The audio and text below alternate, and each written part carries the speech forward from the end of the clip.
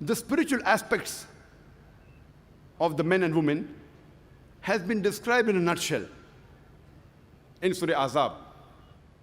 chapter number 33, verse number 35, the ayah that I quoted in the beginning of my talk, where Allah subhanahu wa ta'ala says, Innal Muslimina wal Muslimati, for Muslim men and women, wal Mu'minina wal Mu'minati, for believing men and women, wal Qanitina wal Qanitati, for devout men and women, was Sadiqina was Sadiqati, for true men and women, was Sabirina was Sabirati, for men and women who are patient and constant, wal Khashiina wal Khashiyati, for men and women those who humble themselves, wal Mutasaddiqina wal Mutasaddiqati, for men and women who give in charity, was Sa'imina was Sa'imati, for men and women who fast,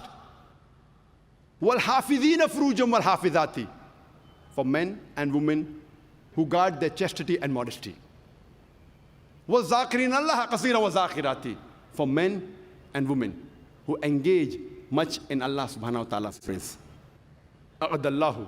lahum maghfiratan ajran azima. For them, Allah has prepared forgiveness and ample of reward. Allah says that for Muslim men and women, for believing men and women, for devout men and women, for true men and women, for men and women who are patient as well as constant, for men and women who humble themselves, for men and women who give in charity, for men and women who guard their chastity and modesty,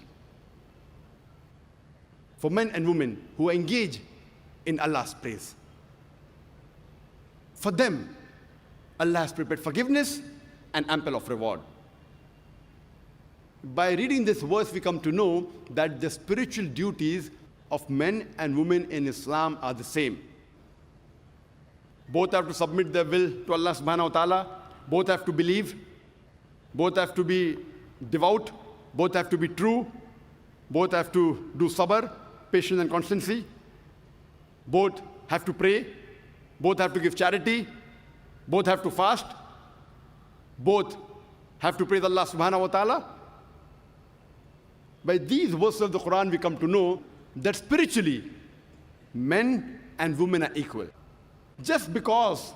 the Quran says that spiritually, men and women are equal, what would you decide? Are the women's rights in Islam protected or are they subjugated?